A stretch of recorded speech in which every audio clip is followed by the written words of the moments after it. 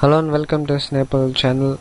Today we are going to learn about how to reduce the noise when you are recording with your microphone. So first go to the control panel, go to the hardware and sound settings, click on sound, then go to the recording tab, click on the default microphone, then go to the properties, go to the levels tab.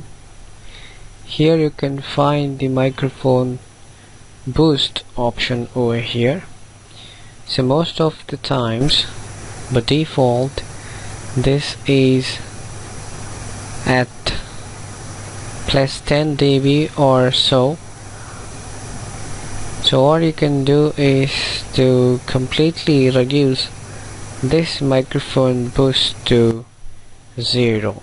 This will substantially reduce the noise when you're recording with your microphone, and if there is any bit of noise left over, then you can use softwares which can reduce the noises like the Camtasia Studio and the other softwares of the likes.